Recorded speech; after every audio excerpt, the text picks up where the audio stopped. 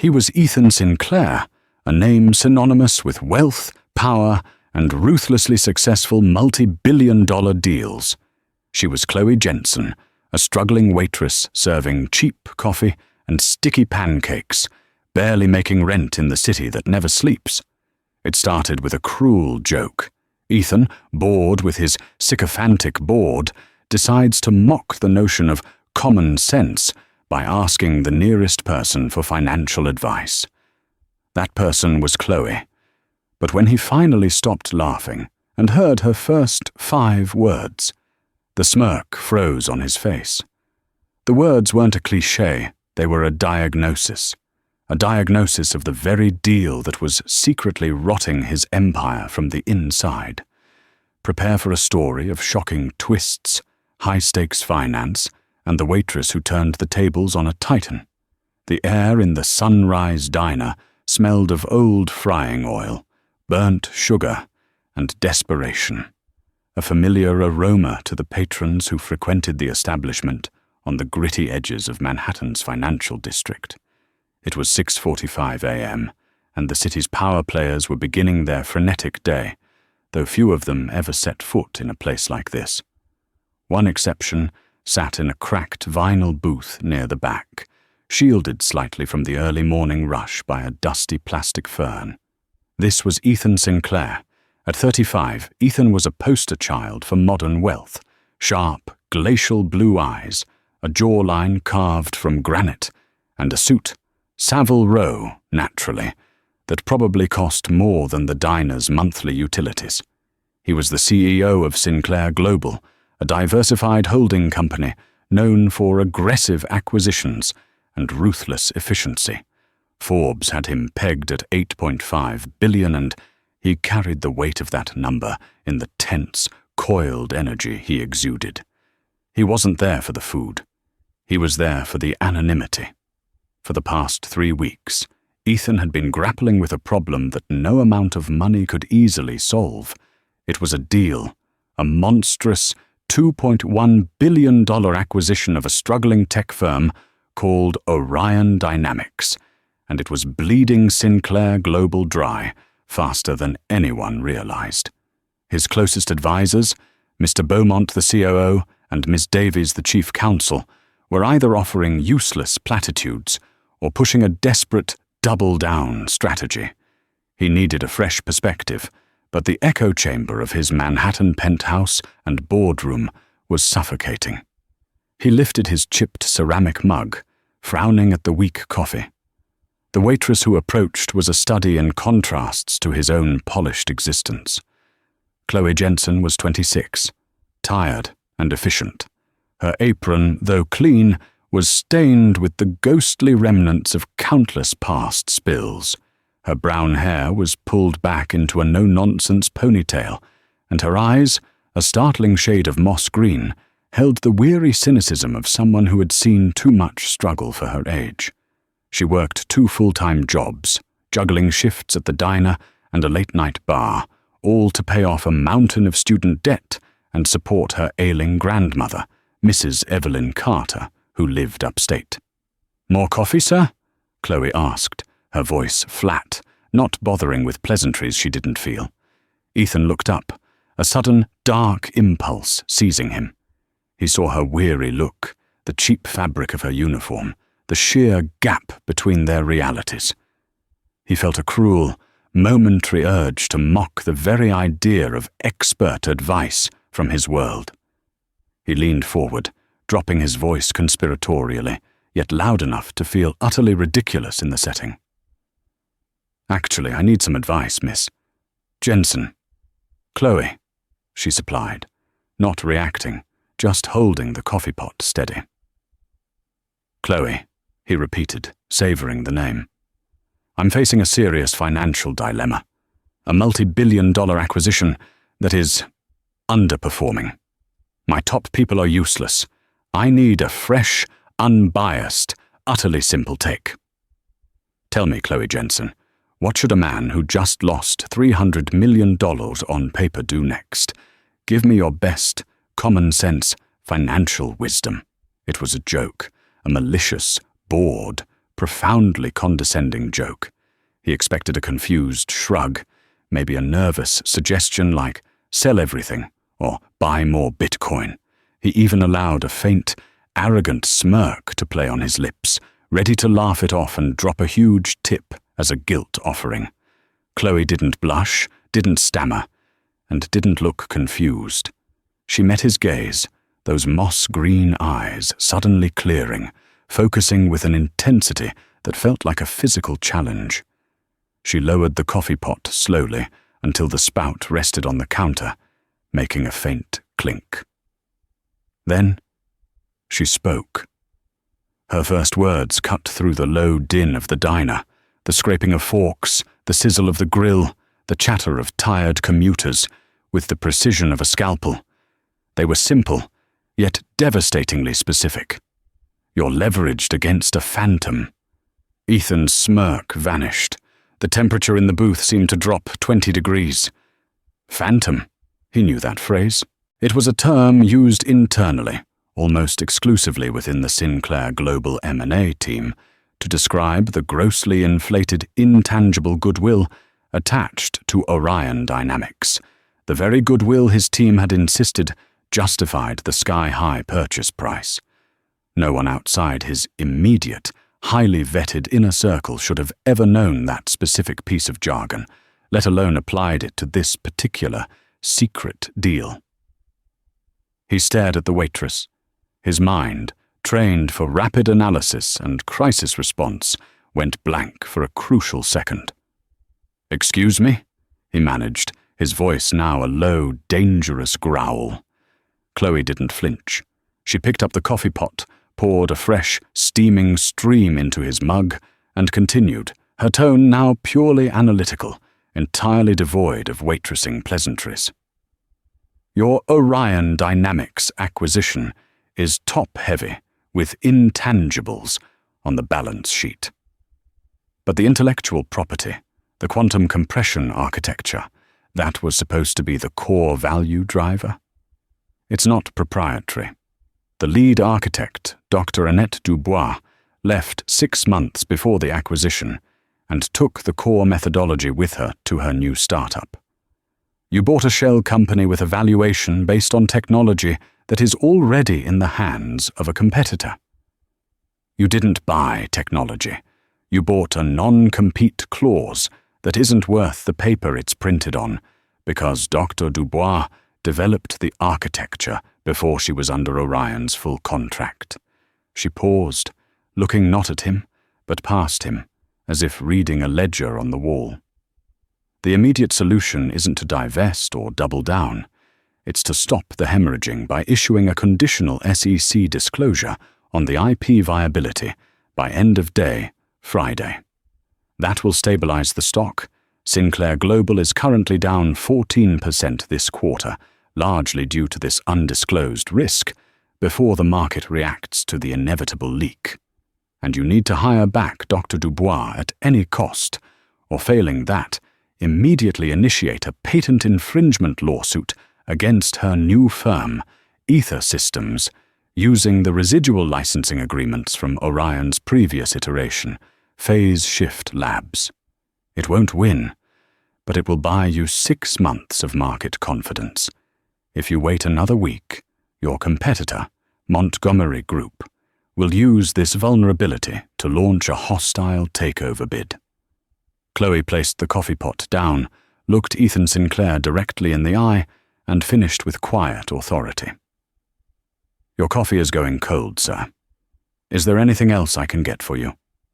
Ethan Sinclair, the man who moved markets with a phone call, felt a cold knot of dread tighten in his stomach. Every single detail she had mentioned was not only correct, but was part of a tightly guarded, classified investigation that had only begun 48 hours ago. The Montgomery Group threat was a rumor that had reached him only last night. He was speechless.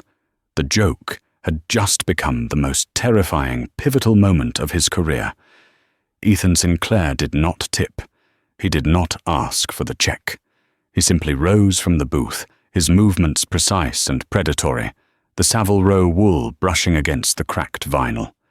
He reached into his inner jacket pocket and pulled out a crisp black business card. Not his executive card, but one he used only for legal retainers and private investigators. "You are coming with me, Chloe Jensen," he stated, his voice stripped of the earlier amusement, now resonating with cold, commanding authority. "Now." Chloe, who had been wiping down the counter a few feet away, didn't argue or protest. Her green eyes, still sharp with knowledge, flicked to her watch. "My shift ends at 7. If I leave early, Mr. Salvatore, the owner, will dock my pay, and I need every dollar. Give me 3 minutes to get my jacket and make my apologies." This small, mundane concern, the dock of a few dollars set against a multi-billion-dollar crisis, was the only thing that jarred Ethan more than her revelations. It grounded her in a reality so distant from his own, yet she spoke his financial language perfectly. 3 minutes later, she emerged from the back, pulling on a faded blue jacket and clutching a worn canvas bag. Ethan's charcoal-grey armoured town car, a Mercedes Maybach S-Class, was waiting silently at the curb, its tinted windows reflecting the dawn. Inside, the silence was luxurious, heavy, and immediate. The car smelled of polished leather and ozone, a sterile environment far removed from the diner's grease. As the car slipped into Manhattan's traffic, Ethan pressed a button on the console, sealing the compartment against sound, turning the space into a mobile interrogation room. "Who are you?" Ethan demanded, his eyes boring into her. "Don't tell me you're a waitress. You just detailed an acquisition risk profile using proprietary internal terminology. Intangible goodwill, conditional SEC disclosure, residual licensing agreements. You named the competitor, Montgomery Group, and you correctly identified Dr. Annette Dubois and her startup, Ether Systems. Those are facts only known to perhaps 10 people in the world, all of whom are under triple-locked NDAs. Chloe leaned back against the plush seat, letting out a deep, weary sigh. The intense focus of the last few minutes seemed to drain away, replaced by the familiar fatigue of her double life. "I'm still Chloe Jensen, and yes, I am a waitress," she confirmed. "It's how I pay the bills, but I wasn't always just pouring coffee." She opened her bag and pulled out a battered leather portfolio. From it, she retrieved a clean, professionally typeset document, a master's thesis from Columbia University, dated 3 years prior. The title was printed boldly, "The Illusion of Value, Assessing Post-Acquisition Risk in IP-Heavy Tech Firms with Non-Traditional Human Capital Structures." Below the title, the author's name was clear: Chloe Jensen. Ethan took the document. The abstract alone was dense, brilliant, and frighteningly relevant to his current predicament. He looked up, stunned. "You're an analyst," he breathed. "I was an analyst," Chloe corrected, the past tense, heavy with regret. "I graduated top of my class, dual degree in quantitative finance and corporate law. I was recruited straight into Whitehall Partners, one of the top 4 private equity firms. I worked for 2 years under Mr. David Lowell, their M&A lead. My focus was pre-acquisition due diligence, specifically targeting IP vulnerability, exactly the phantom I just described to you." "Then why the hell are you serving hash browns?" he asked, the confusion warring with his professional excitement. The answer was painful, personal, and instantly accessible to a man who understood leverage. "Debt and loyalty," Chloe said simply. "My grandmother, Mrs. Evelyn Carter, raised me. She lives on a small pension in upstate New York. 3 years ago, she was diagnosed with advanced pancreatic cancer. The treatment, the experimental treatments that bought her more time, drained every cent of her insurance and my savings. Then came the phone calls from the student loan companies. The debt was immense, compounded by the medical bills I put on high-interest credit." She paused, looking out at the glittering towers of Midtown, the monuments to the financial world that had rejected her. Whitehall Partners offered me a fantastic salary, but the hours were 80 to 90 a week. I couldn't be near her, I couldn't manage her care, and I certainly couldn't work remotely. When I asked for an unpaid leave to set things up for her, Mr. Lowell let me go, quietly, said I was a risk liability. They erased my name from the firm's roster and blacklisted me from every other major firm in the city. She gave him a bitter, humorless smile. No major finance firm will hire a highly educated analyst with a 3-year gap and a history of prioritizing family over the firm's bottom line. So I took jobs I could walk to, jobs with flexible hours, jobs that allow me to travel upstate every weekend to see her. The diner and the bar, the only thing I kept from my past life was the intellectual habit. When I have time, I track the market, I track big deals, and I follow the trail of bad IP just to keep my mind sharp. And your Orion Dynamics acquisition, it was a textbook disaster in the making.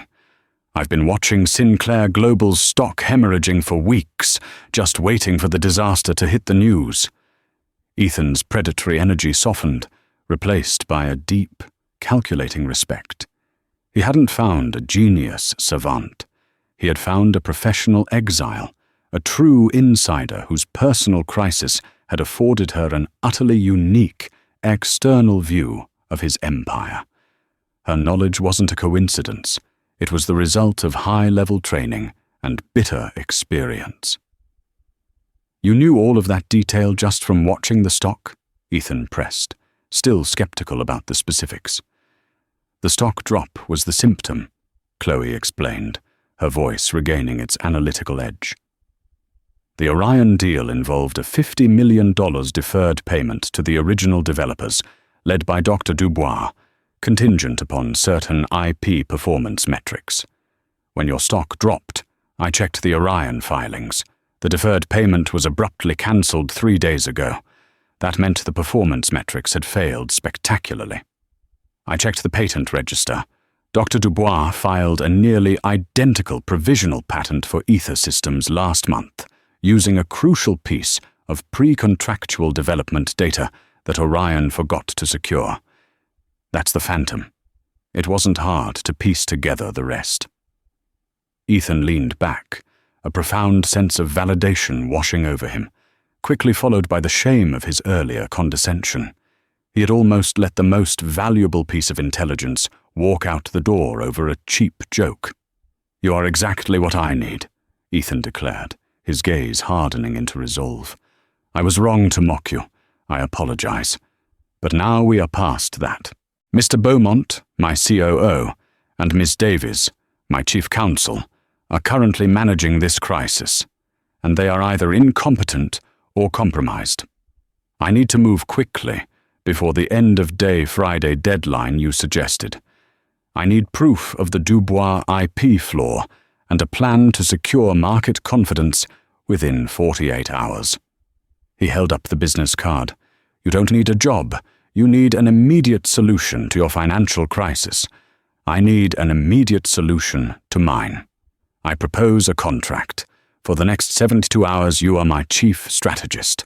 I pay off 100% of your student debt and your grandmother's immediate medical expenses, in cash.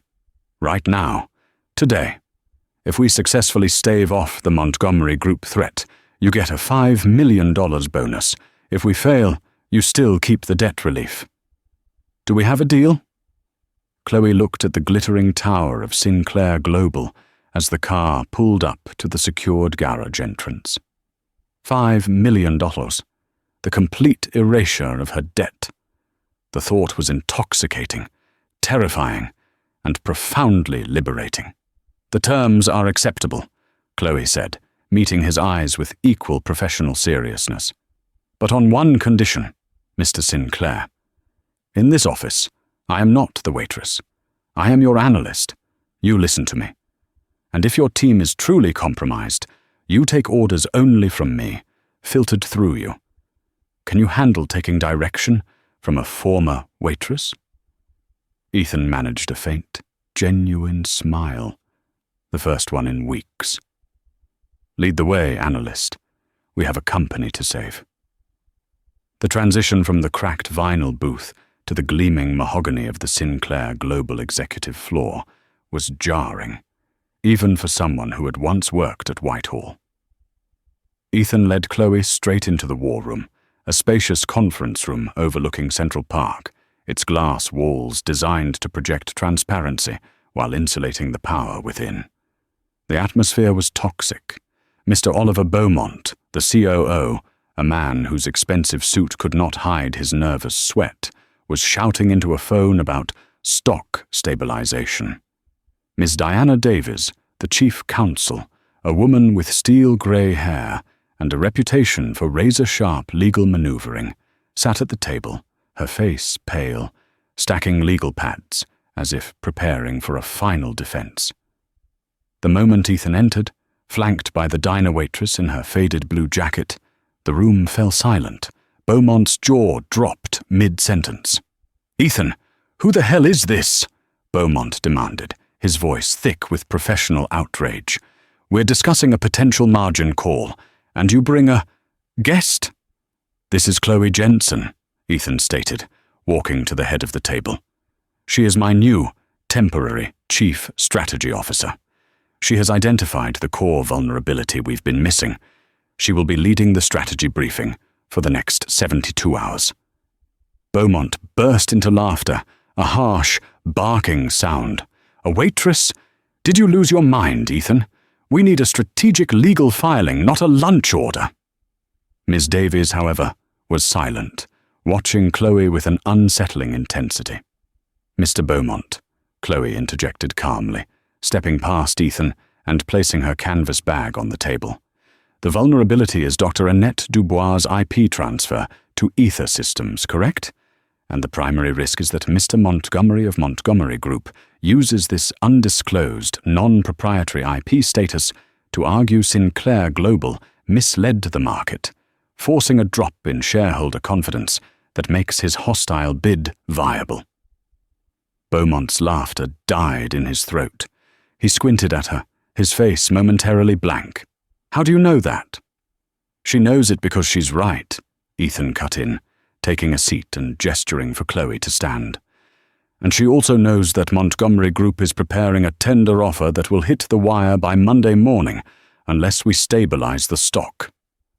"That is pure speculation," Beaumont spluttered, but his eyes darted nervously to Miss Davies. "It is not," Chloe countered, pulling a thin printout from her portfolio, the cancelled $50 million deferred payment notice she had tracked. This cancellation hit 3 days ago, but the market didn't register the fundamental flaw in the asset backing the valuation. Montgomery Group knows. They're not speculating. They are executing a classic short and buy strategy. We have less than 48 hours until the SEC requires a filing that could confirm the loss of IP value. Ethan leaned forward, resting his elbows on the table. "Chloe, convince me. Tell us the tactical solution for the next 48 hours. Assume our team is useless." This was the test, a crucible of pure, high-stakes corporate maneuvering. Chloe took a deep breath, absorbing the challenge. "The immediate problem is market perception. We have to buy time and create a firewall of legal uncertainty. If we announce the IP is flawed, the stock tanks, and Montgomery wins. If we say nothing, it's market fraud." She looked at Davies. "Ms. Davies, I need you to focus on the residual licensing agreement from Orion Dynamics' predecessor firm, Phase Shift Labs. Dr. Dubois' employment was phased in, and the IP was developed in layers. Look for any clause, even a minor one, that covers the development environment or the methodology used during her initial consultancy phase, even if the final code isn't proprietary." Davies, momentarily ignoring Beaumont, picked up a pen. "The phase shift residual license. It's a skeleton agreement, barely relevant." "Exactly," Chloe said, pacing the length of the table. It's irrelevant to the code, but essential to the optics. We don't need a winning lawsuit. We need a defensible filing. We issue the conditional SEC disclosure today, stating that Sinclair Global is taking aggressive legal action against Dr. Dubois and Ether Systems based on breach of inherited intellectual property and methodology agreements, specifically citing the phase shift residuals. This reframes the narrative from Sinclair bought worthless IP to Sinclair is aggressively defending its valuable assets from corporate theft. It shifts the risk from being an internal failure to an external legal battle. She slammed her hand lightly on the table. It won't stop the stock from dipping, but it will stabilize it. It moves the risk out of the accounting column and into the legal column, which the market tolerates better. Beaumont, I need you to draft the press release supporting the aggressive defense, emphasizing that any hostile takeover attempts, like the one rumored from Montgomery, will be met with full legal resistance. Beaumont, still reeling from the sudden assault of specific knowledge, could only nod mutely. Davies, however, was impressed. It's a bold move, Miss Jensen. It's a smoke screen, but a legally sound one. It buys us until Monday. That's all we need, Chloe replied. Now we move on to step 2, neutralizing Dr. Dubois. As Chloe launched into the next phase of the strategy, the need to secretly approach Dubois or secure a rival IP, Ethan watched the exchange, his respect deepening. She wasn't just smart, she had the strategic instinct of a born general. She had turned Beaumont, the skeptic, into a startled functionary, and Davies, the lawyer, into a willing collaborator. But as the meeting progressed and the documents were assigned, Ethan noticed a fleeting exchange of glances. Beaumont was reviewing the draft press release Chloe had mandated. He looked down at the paper, then subtly looked up and made eye contact with a hidden security camera mounted in the corner. His expression was a silent, anxious signal. He's compromised, Ethan realized, the blood running cold in his veins. He's not just incompetent, he's the leak. The details Chloe had mentioned about the Montgomery bid were not just market speculation. Beaumont was coordinating the attack. Ethan kept his face neutral. He couldn't let Beaumont know they were onto him. He couldn't risk the leak moving deeper into the organization.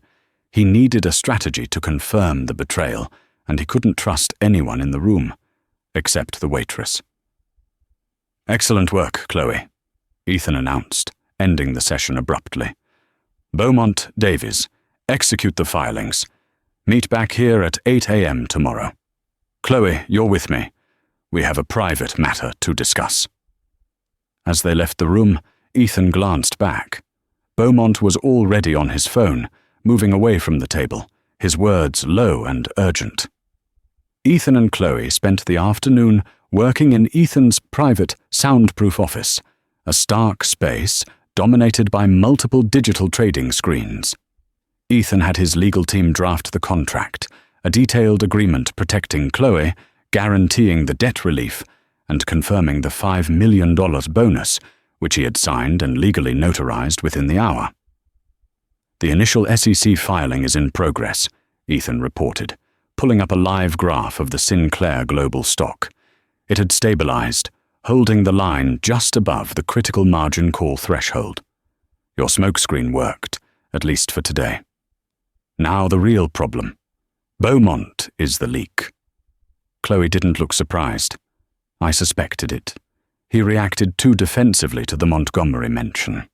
The fact that the stock has held so steady lately suggests someone internal was managing expectations, possibly by deliberately delaying the discovery of the IP failure, waiting for the optimal strike time for a hostile bid. I need proof, Ethan said, his voice flat. Digital proof. I can't level this accusation without confirmation of collusion with the Montgomery Group. Then we can't use your network, Chloe advised, tapping a pen against her cheek. Beaumont controls IT security, or at least has significant access. Any search on the Sinclair servers will be flagged. We need to go off-grid, off-site, and access his communications via an external, passive source, such as his personal accounts. Senior executives never stop working. They use personal phones and encrypted side channels for sensitive information. There's a piece of software I used to use at Whitehall, a forensic data extraction utility. It's technically illegal, but it's passive. We need a physical access point to Beaumont's devices without him knowing. Ethan considered this. He lives in a secure penthouse on the Upper West Side. We'll never get in. Maybe not his penthouse, Chloe countered, her eyes gleaming with a strategic fire that banished all traces of the weary waitress. But where did he conduct his business before today? The initial Orion due diligence was conducted 6 months ago. Where were the late-night meetings? Where would he have kept his paper trail clean? Ethan pulled up a list of Sinclair global properties. 6 months ago, we temporarily housed the Orion acquisition team in a satellite office, a dusty storage facility in the old meatpacking district. We cleared it out last month. It's supposed to be empty. Perfect, Chloe said, a ghost of a smile touching her lips. No active security, no active server monitoring, and probably just enough residual network traffic from old routers to intercept. It's the perfect place to hide a secret side operation. They drove to the dilapidated meatpacking district office just before midnight. The building was dark, smelling faintly of dust and forgotten ambition.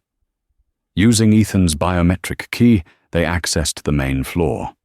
Chloe carried a laptop rigged with specialized software and a small magnetic data cloning device. Working in the eerie silence, guided only by the glow of their screens, they found the discarded router from the acquisition team's former mini-network. Chloe connected her rig. I'm looking for encrypted messaging logs, cross-referenced with a known burner number I found in the Orion data dump, Chloe whispered, her fingers flying across the keys with practiced ease. There it is, an encrypted chat log between Beaumont's personal device and a secure server owned by Mr. Reginald Montgomery himself.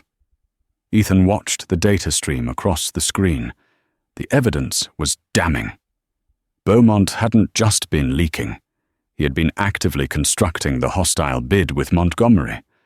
Beaumont. The SEC filing smokescreen is going through. They bought the delay. Montgomery. Good. Keep feeding them confidence. Launch the tender offer at 10 a.m. Monday.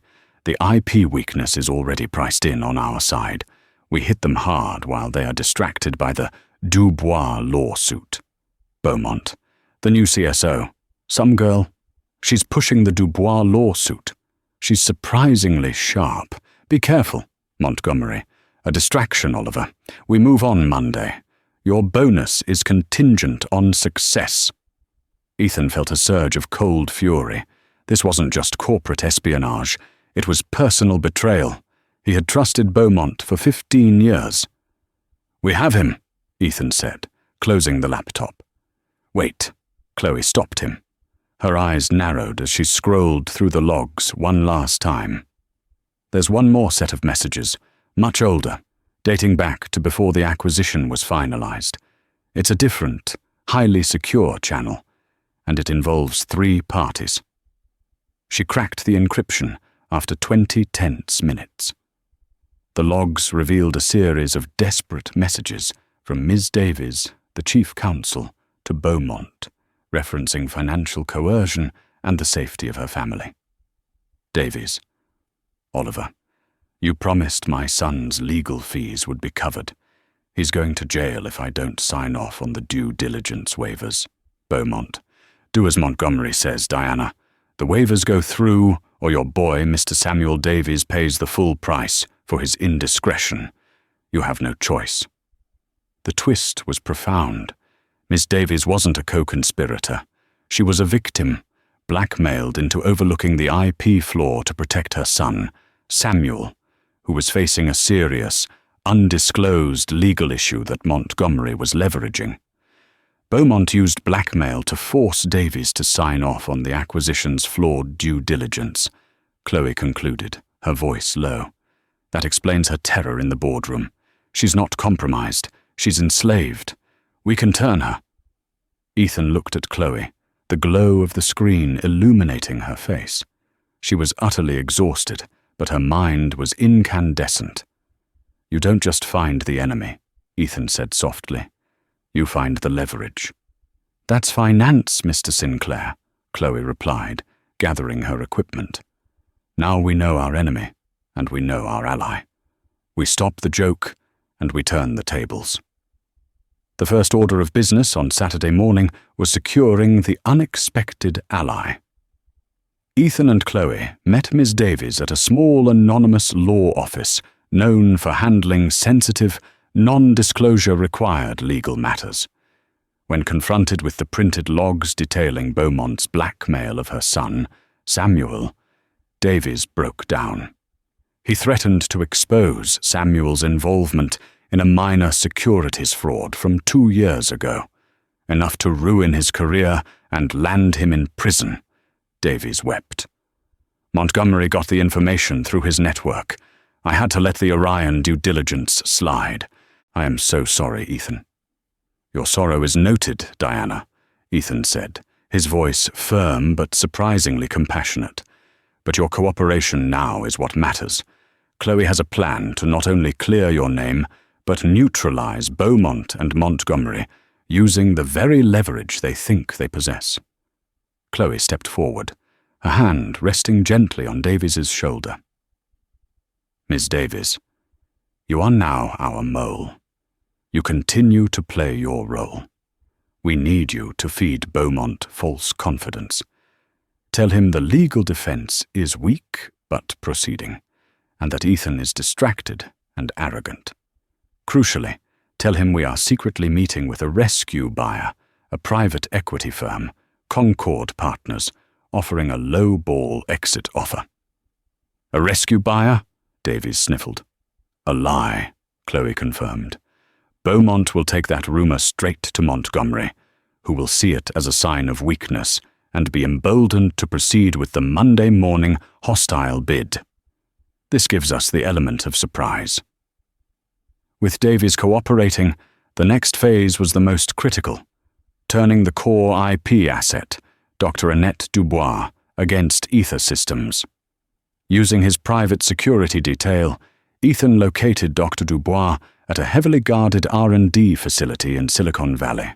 They flew across the country in Ethan's Gulfstream G650, arriving late Saturday night. Dr. Dubois was a brilliant, no-nonsense scientist who had been deeply insulted by Orion's initial attempt to lowball her and appropriate her work. She was guarded, intelligent, and fiercely loyal to her new company, Ether Systems. The meeting took place in a sterile conference room. Ethan started with a full, frank admission of failure. Dr. Dubois, Ethan began, I came here to apologize. My firm, Sinclair Global, purchased Orion Dynamics based on a flawed premise, and we failed to secure your rightful intellectual property. We are pursuing a lawsuit, but frankly, it's a distraction. You hold the leverage. You hold the technology. Dr. Dubois folded her arms. And you want to buy it back. The price is $2.1 billion, Mr. Sinclair, the same price you paid for the shell. No, Chloe interjected, stepping forward. We want an alliance. We don't want to buy Ether. We want to partner with you. We want the quantum compression architecture secured back under a Sinclair umbrella. But you retain full creative and corporate control. Chloe laid out a radically different offer, a brilliant stroke of strategic financing that used Sinclair Global's massive capital pool not to purchase Ether Systems, but to fund it exponentially. Sinclair Global will infuse $500 million in non-dilutive capital into Ether Systems, Chloe explained. A massive war chest for R&D, not a takeover fee. In exchange, Ether Systems will grant Sinclair Global an exclusive, perpetual, royalty-free license to the core quantum compression architecture, making it proprietary to us while allowing you to develop applications for other sectors. You retain 80% ownership of Ether Systems and full control of its board. We need your genius, not your compliance. Dr. Dubois was visibly shocked. This wasn't a standard corporate raid. It was a respectful, massive investment. It was the valuation of her genius, not her corporation. "Why me?" Dr. Dubois asked Ethan, suspicious. "Why such a generous deal?" Ethan looked at Chloe, then back at Dubois. "Because I just learned the hard way that when you buy a technology, you are buying the person who created it. And I was advised by someone who knows the true cost of human capital." Dr. Dubois nodded slowly, her expression changing from suspicion to calculating interest. "The deal is attractive, Miss Jensen. It secures my technology and my future. I agree to the license transfer and the alliance under one non-negotiable condition." She paused, looking directly at Ethan. "When I return to New York tomorrow, I want confirmation that Oliver Beaumont is gone. And I want Chloe Jensen to be officially named as the Chief Strategy Officer of Sinclair Global, with full authority over M&A and R&D allocation. That shows me you value competence over cronyism." Ethan's professional world was turning upside down. The Waitress was not only saving his company, but was now demanding a seat at the highest table of corporate power, and his closest aide was being sacrificed. He didn't hesitate. "Done," Ethan affirmed, extending his hand. The alliance was sealed. Sunday was a blur of frenzied legal and administrative work. Ethan, Chloe, Davies, and the newly onboarded Dr. Dubois worked in shifts, drafting the complex licensing agreements and preparing the final counterstrike.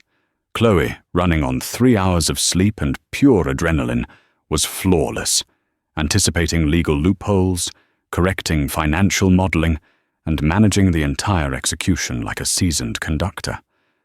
However, in the midst of the chaos, a single, devastating text message had flickered across Chloe's personal phone. From Evelyn's nurse. "Ms. Jensen, your grandmother is failing fast. Her vitals have crashed. Dr. Miller is preparing for emergency surgery tomorrow morning. You need to come home now." Chloe stared at the message, her heart freezing in her chest. Monday morning, the hostile takeover bid, the most important moment of her life, and the most important person in her life. She tucked the phone back into her pocket, the weight of the decision crushing her. She couldn't leave now.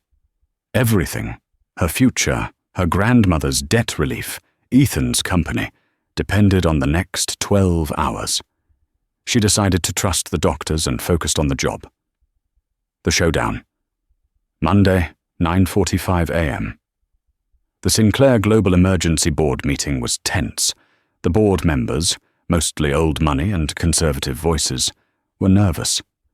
Beaumont was radiating smug confidence, having been fed the false Concord Partners rescue buyer rumor by Davies just an hour prior.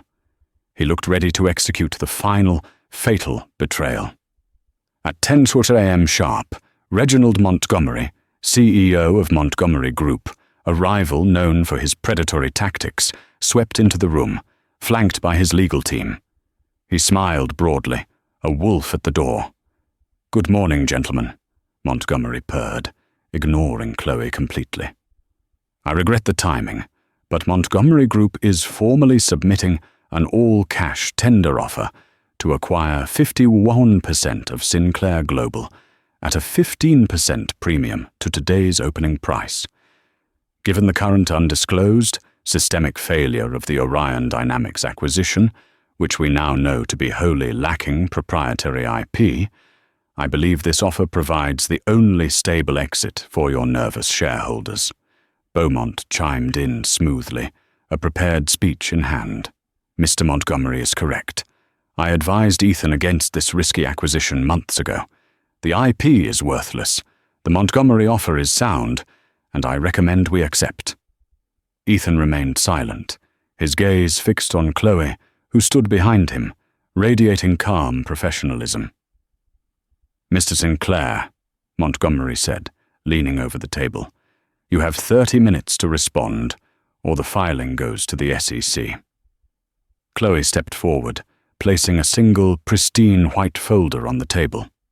"Mr. Montgomery," she said, her voice clear and carrying no trace of the diner, "we reject your offer. It is based on 3 faulty premises. First, that the IP is worthless. Second, that our chief counsel was compromised. And third, that Mr. Beaumont speaks for this company." She turned to Davies. "Ms. Davies, would you care to confirm the proprietary status of the quantum compression architecture?" Davies, pale but resolute, stood. "Mr. Montgomery, the core IP you reference is no longer with Ether Systems. As of 9:30 a.m. this morning, Sinclair Global has executed a new, exclusive, perpetual licensing agreement with the technology's original architect, Dr. Annette Dubois.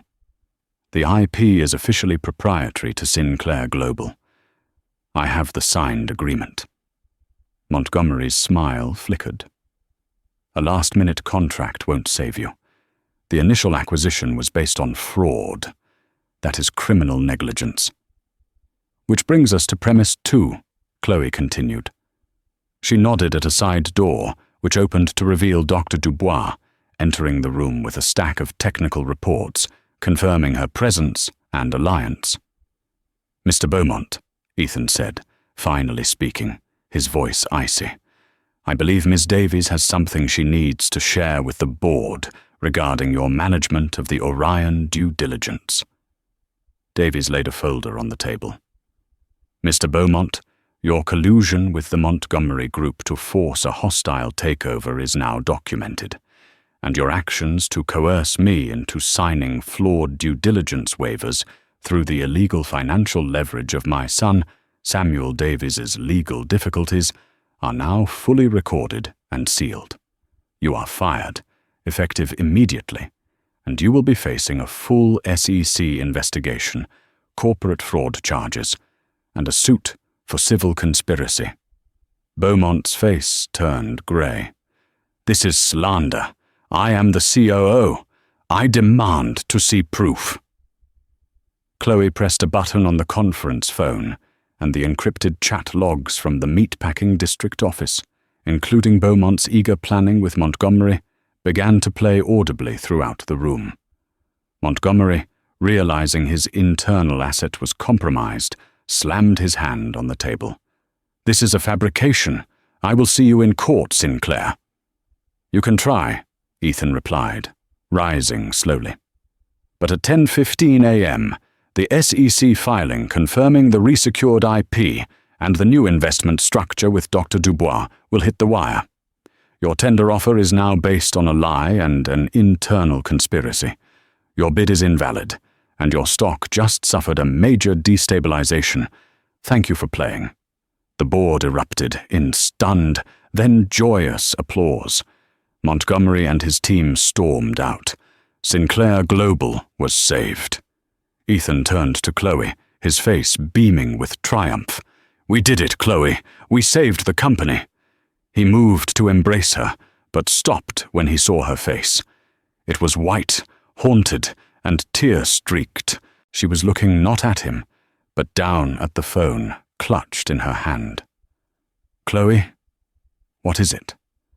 "My grandmother," she whispered, her voice breaking. "The surgery was scheduled for 10 a.m. I missed the call."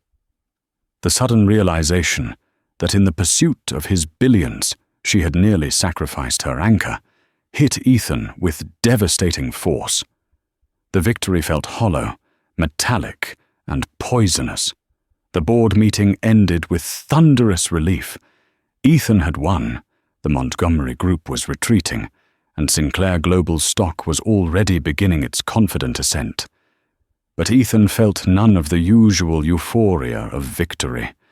He looked at Chloe, who had saved his empire, now weeping silently in the corner of his opulent office.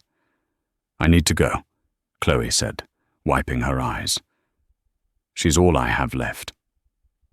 "I'll have the jet prepared," Ethan said immediately, pulling out his phone. "We'll be there in under an hour."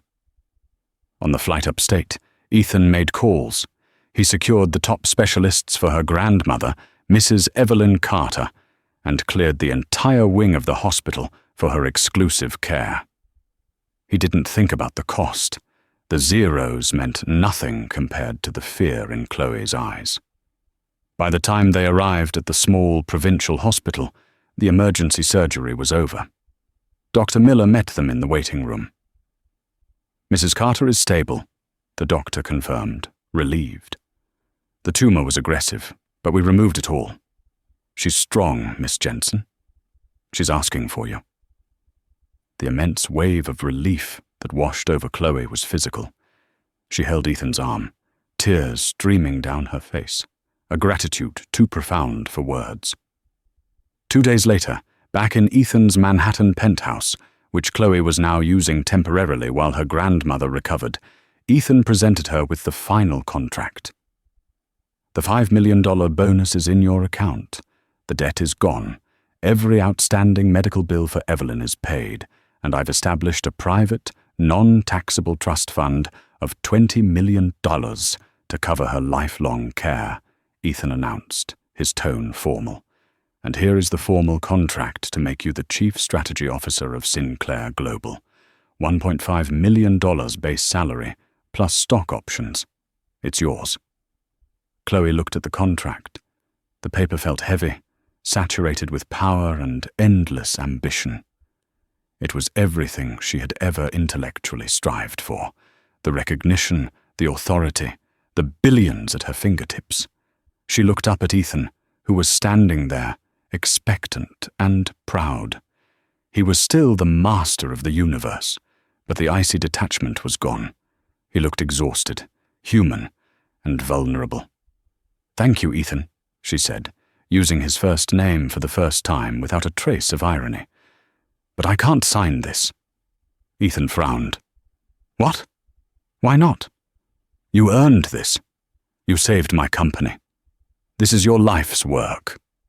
"It is and it isn't," Chloe said gently, placing the contract back on his desk.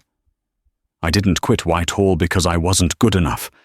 I quit because the environment there, the culture you all live in, demanded that I prioritize the bottom line over the people I loved. Over a matter of hours, I forgot that lesson again.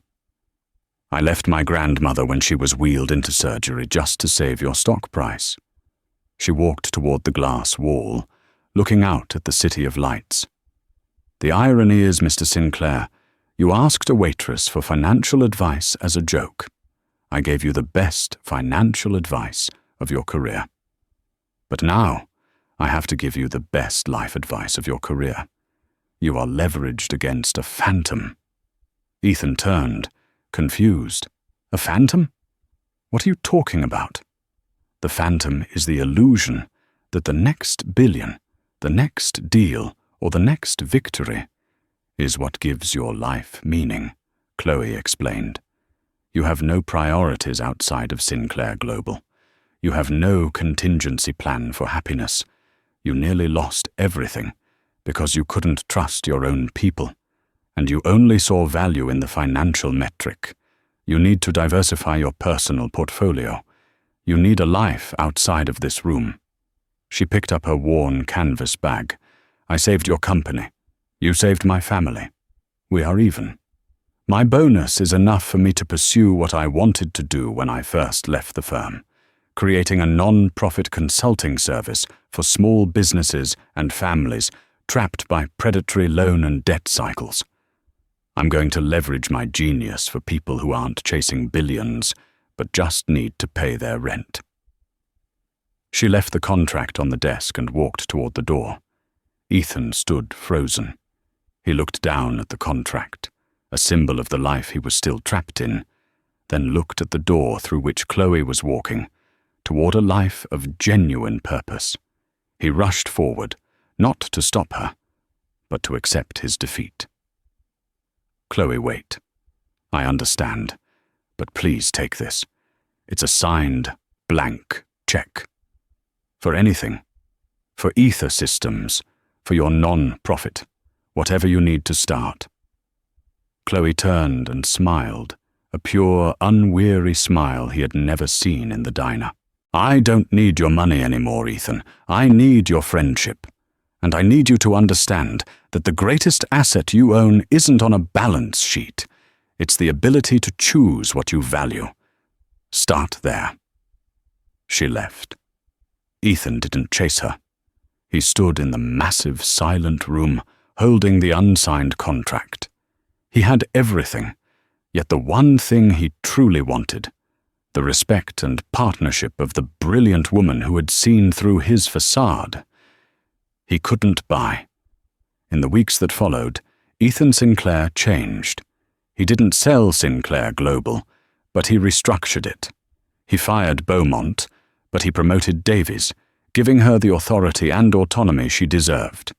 He established the Jensen Family Wellness Foundation, using his billions to provide specialized healthcare and debt counseling for the families of his employees. He even started showing up at Chloe's new, tiny non-profit office, not as a boss, but as a silent, humble investor, and, increasingly, as a friend seeking advice on matters that had nothing to do with money. He learned the truth. He wasn't just leveraged against a phantom acquisition. He was leveraged against a phantom life.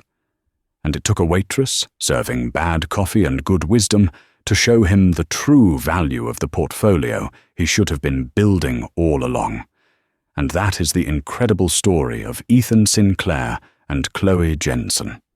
He thought he was playing a joke on a struggling waitress.